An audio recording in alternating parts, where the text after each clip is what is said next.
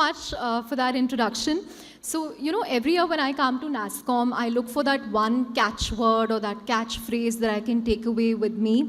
Before coming here, the only thing that I wanted to ask everyone about was ChatGPT, because that's something that we've been discussing in our newsroom. But something that, came up during the NASSCOM conference today caught my eye.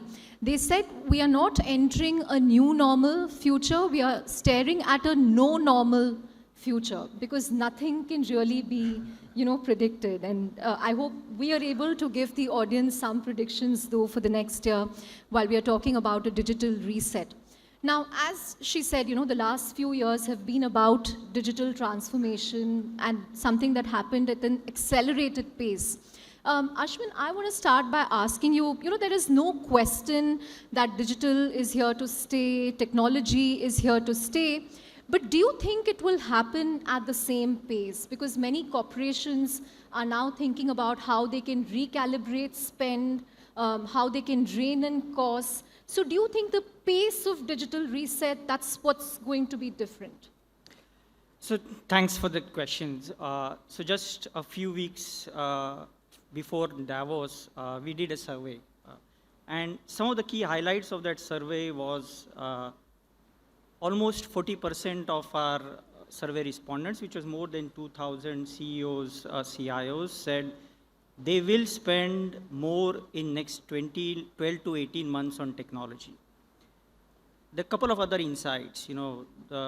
Almost 2/3 of them said they want to spend on technology to drive cost-saving initiatives. But again, the important thing is they want to spend on technology.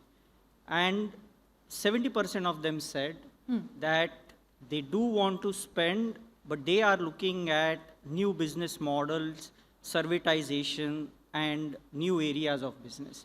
So what this tells us is a lot of companies in wave one did invest a lot of spend on what I would say typically a B2C type of scenario. You saw a lot of, aggregator economy or e-commerce economy, that's where the money was spent.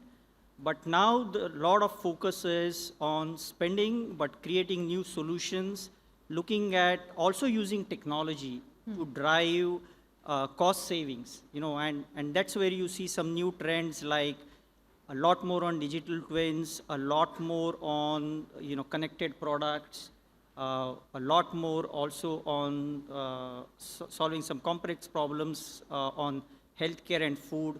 That's where the technology will be used. So I'm pretty optimistic. The wave one was successful. People have moved to cloud. People have done a lot more on the sort of the classic B2C side of technology spend. And then the next wave would be on solving more complex operations and business problems. That's a very interesting point. So while the first wave was all about B2C, the second wave or the next reset is going to be about B2B2C in a sense. Any one example that you would like to share, or any industry that's particularly ripe for this type of reset?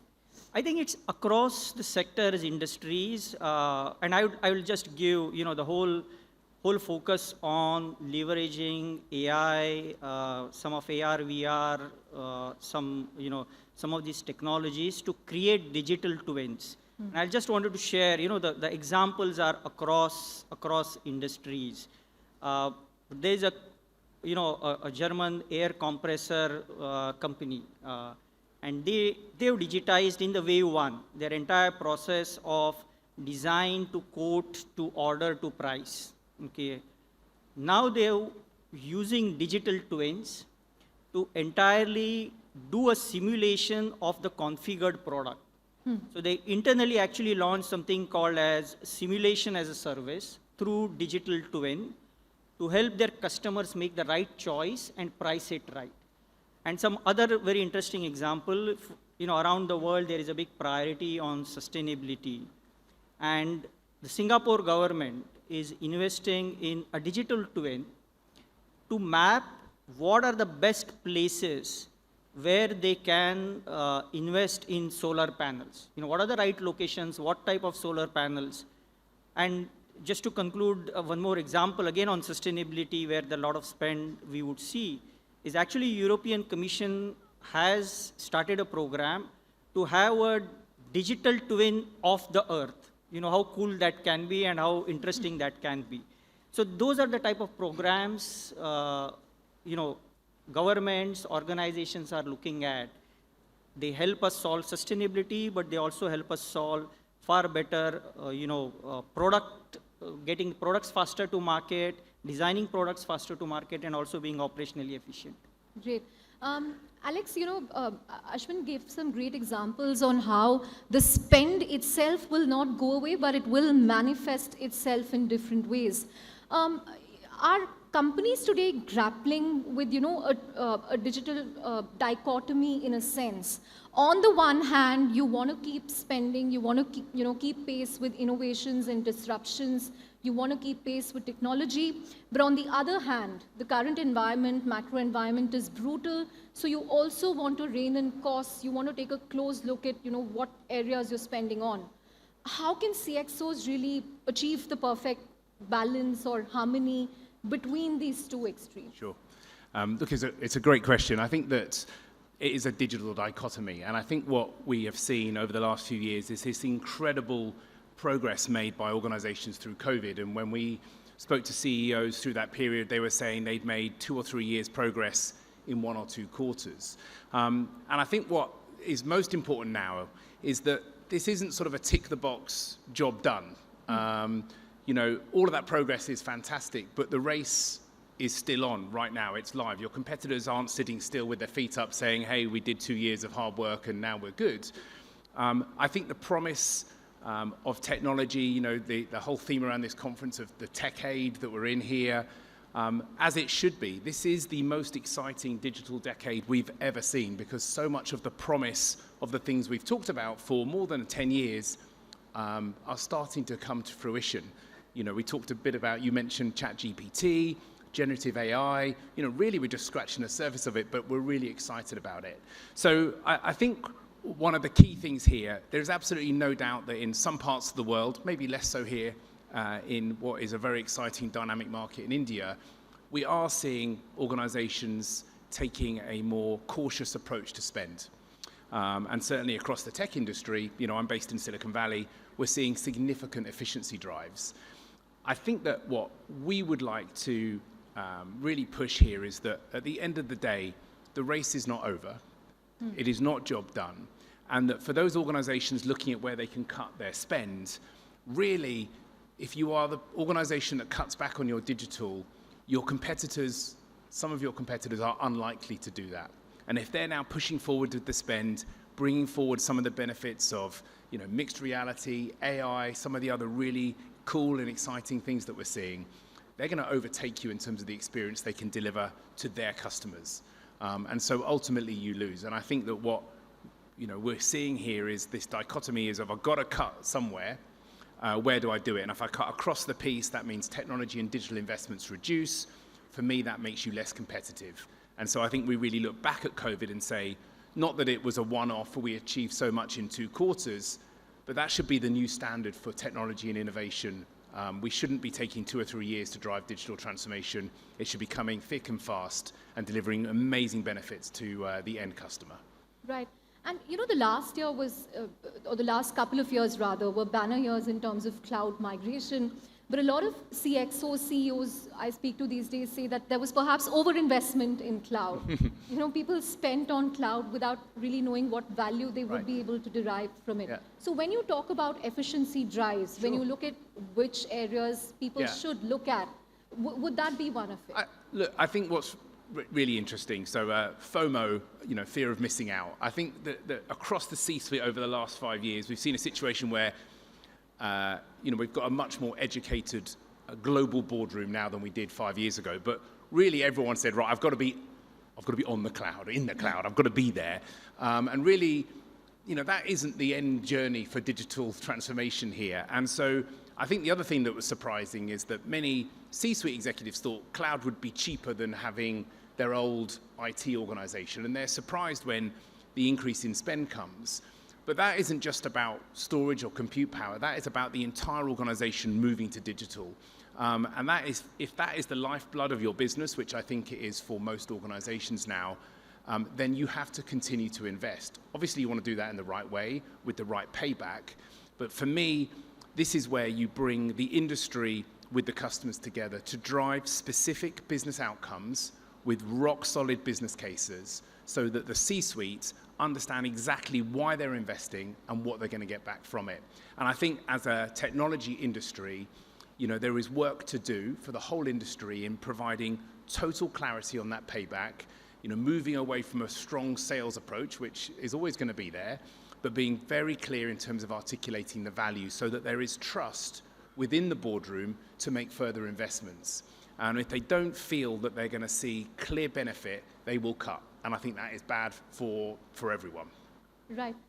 Ashwin, the way I see digital reset, we can perhaps break it into two phases, right? The first part was all about SMAC, again, a buzzword to encompass social, mobile, analytics, cloud.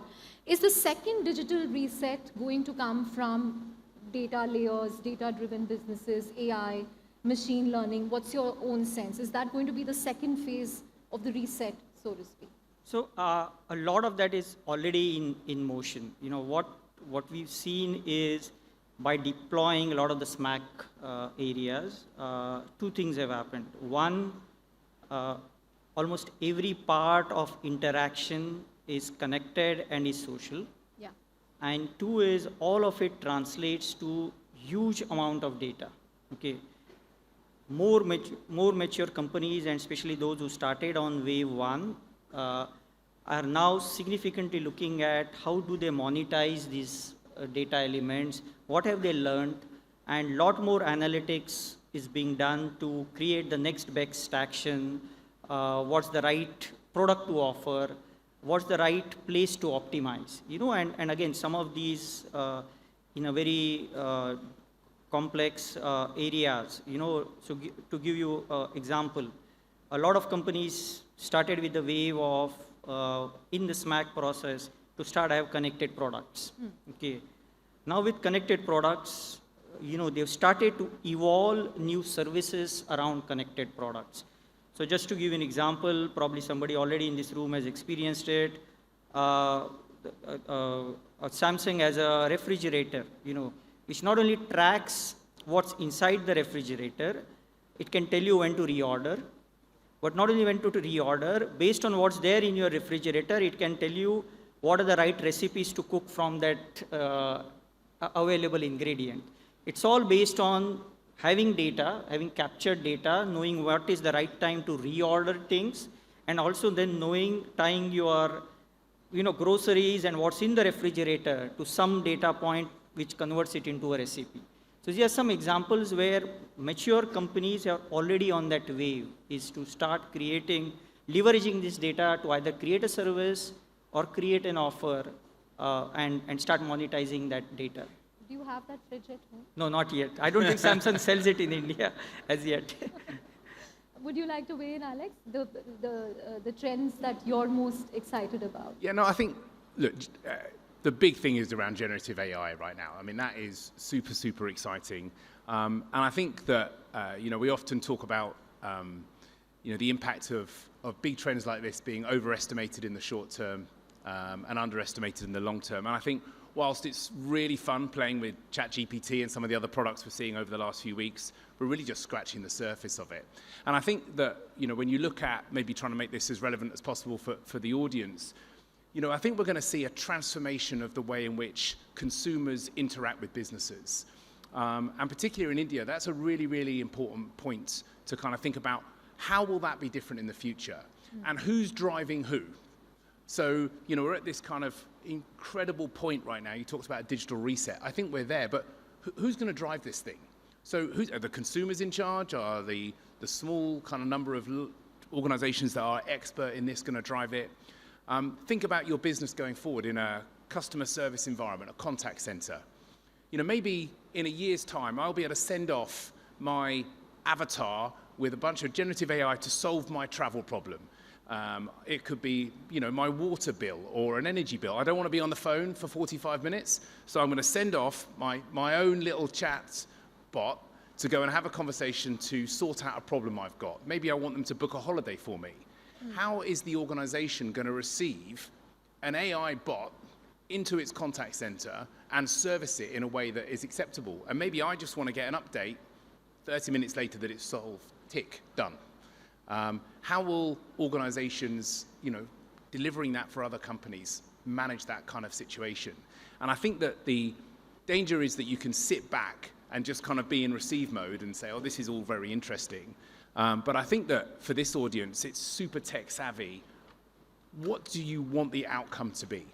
And so when I look at kind of two really exciting disruptive things, it's really around generative AI and also, whatever you want to call it, mixed reality, augmented reality, metaverse, whatever you want to say, it's the experience of the internet.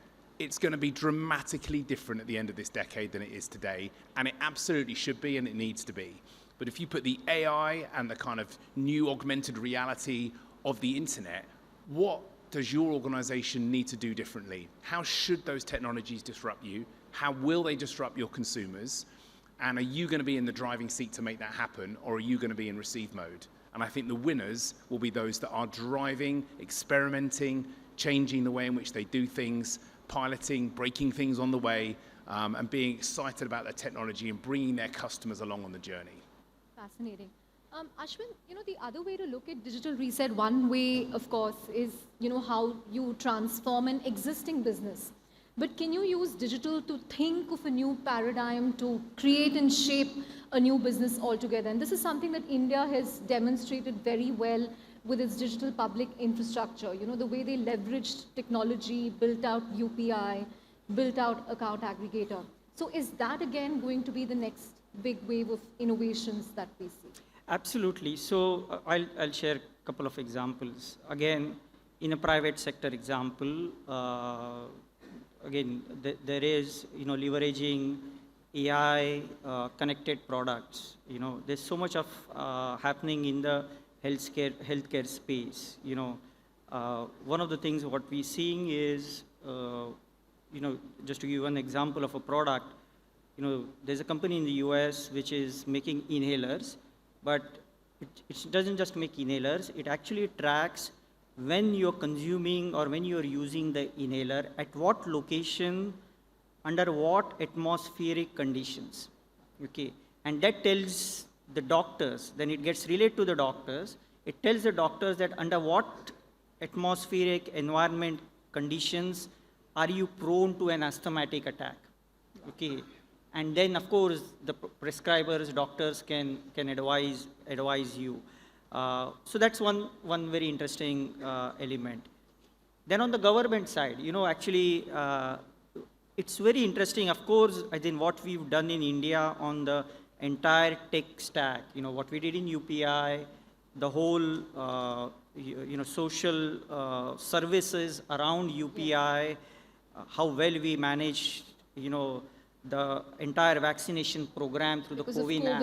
Right? I think 2 billion plus certificates were issued through that. I think no country has done it well. But there are a couple of other interesting examples, as in Alex talked about Web3D or Metaverse.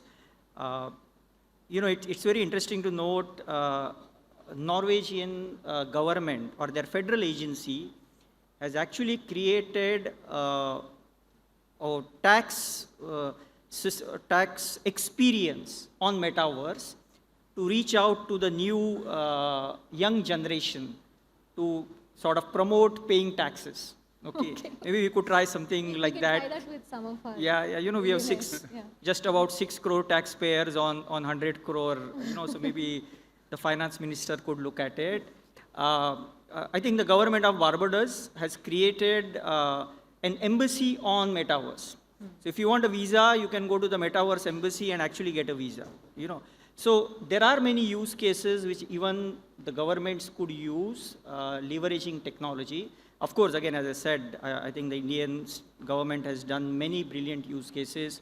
Maybe they could experiment with some of these more. Right. Alex, do you also believe that the deep tech space is ripe for digital reset in terms of quantum computing and material sciences. Yeah, and no, so on. I mean, obviously, these are huge sort of meta trends that are going to transform maybe over the next 2 decades versus the next 5 years. And I think inevitably what you see in a situation where there is a global downturn is that people become more short-term. And therefore, they invest in things that are going to help them with their results for the next quarter. And that is a bit of a danger because I think there are some very, very exciting technologies like quantum, like fusion, but these are on the long-term kind of outlook. So I think that yes, they will be a very big deal and they need to be invested in. But I think what we're probably going to see is that people are going to focus more perhaps on areas like AI, where they can see tangible benefits coming in the next few years. And I think that's just a reality. Businesses have got to make profit. And it's all very well us sitting up here giving great advice, but at the end of the day, most CEOs have got investors that they need to report to on a quarterly basis, and they've got to hit that. And I think right now people are hunkering down and focusing. And what I would be saying is, back to that digital transformation, knuckle down, focus on how you're going to transform your business and create the best experience for your customers. If you're thinking about quantum, that's really important. We realize how big a thing that's going to be, but that's definitely one to perhaps have a little bit further out on your radar. Right. We are also seeing, tightening regulation around the world when it comes to big tech. What impact is that going to have? I mean, we've seen US, Europe, and India also is taking many steps towards that. What impact is that likely to have? I mean, from my perspective, and as I say, I'm in Silicon Valley. I think the tech companies, big tech, have kind of gone through a whole sort of bereavement cycle on this, of starting with total denial and really not wanting to accept that it's coming. And now we're moving through to kind of acceptance. And that's sort of the end of the curve. And now it is about how do you retain the incredible entrepreneurial, fast-moving culture of these big tech companies as regulated businesses. There aren't many good examples. Often regulation just slows companies down. And so I think that the big thing here and the advice we have for our clients is, A, you've got to understand what does compliance look like for a tech company. You've got to understand how do you put in place the right guardrails for your product managers so that they are able to be compliant. But rather than just thinking it as a kind of big set of internal police trying to stop the product managers from doing what they want, you've really got to set the North Star around trust. And if you as a product manager are going to go and do things that end up in the headlines around something like data privacy, and you've broken the trust, you are affecting the brand and the ability of the organization to go forward. And so the cultural change that needs to come with this regulation is very, very important, because there is a danger that the regulation kills the innovation and the speed. And really what you need to do as you come in and provide these new programs around complying with the regulations is ensuring that you're still motivating the product managers in language that they understand, not a set of things that they have to comply with, a set of rules, but really a North Star around creating trust with the users and your broader stakeholder group, and around quality. And I think if organizations can bring in the right programs to be compliant with the regulations while getting their product managers focused around trust and quality, then you can still drive things forward at pace. But what you don't want to see is this kind of conflict internally with product managers desperately wanting to get something out the door in 24 hours. Then the compliance team come in and say, no, they can't do it. Then a competitor launches something, and you end up with this kind of internal fight. And so I think what's interesting is that the US obviously is going first. They are facing into very strict EU regulation around the DSA and DMA. You've got regulation coming out of India now, but also over the next 12 or 18 months. How does India want to set the tone, both for its homegrown talent and organizations, but also for organizations that are based elsewhere? And I think it's a very, very important dynamic. And I think India has an opportunity to watch how it goes with the DSA and DMA. We're going to see some conflict. We're going to see some issues. We're going to see a lot of headlines over the next year or so. We are always happy when there are a lot of headlines. Yeah, well, it happens, right? It's an exciting topic, especially if you're fining companies billions of dollars and threatening to arrest company directors. That's the new reality. It literally has been the Wild West up to now. And so now as it comes home, I think the opportunity for India is to look at that regulatory stance and decide what tone to set, both for its own tech companies, but also for the international businesses as well. I think it's a great opportunity. Right. Ashwin, we've discussed the technology side so far, but before we wrap, I want to ask you about the crucial talent side of it. Every few months or every few quarters, we have this new game-changing technology.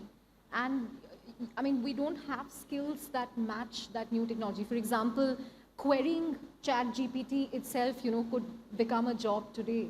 And it could become a very hot job in the next 1 year. So how does a corporation really keep up, and how can they train and upskill their existing employees and possibly future employees? So that's a very good question. The reality is, and I tell my teams, it is probably the most exciting time to be in technology.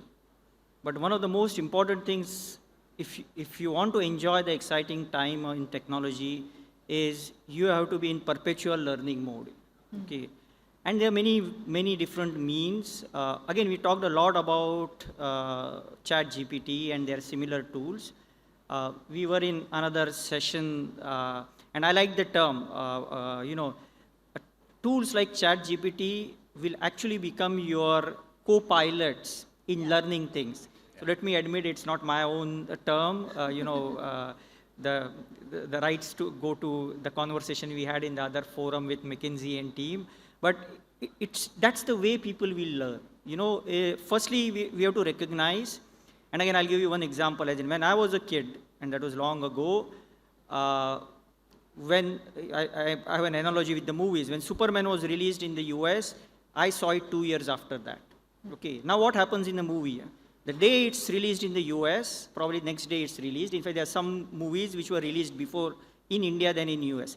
Exactly same happens in technology. When ChatGPT was being talked about and OpenAI and Microsoft were part of it, clients were asking, Ashwin, how many resources do you have in India who can help us with ChatGPT? Okay, that's the reality. The latency between a technology and expected talent pool in India is almost zero. Okay, and that's where, firstly, the teams who are in technology have to be on a continuous learning path and actually embrace technologies like ChatGPT, and you have many online tools. Okay, again, NASSCOM also has Super Prime, Prime and Super Prime type, reskilling platforms. There are enough MOOCs, enough universities online. My only advice to anybody who's in technology would be, what you learn today probably is not the tool of tomorrow. Keep on learning, and there are enough enablers for each one of us to learn. That's actually a wonderful way to end the session. The best way to make the most of technology is to be a perpetual learner. Thank you very much. Thank you. Thank you so much, Chandra. For more interesting content, like, comment and subscribe to our NASSCOM YouTube channel.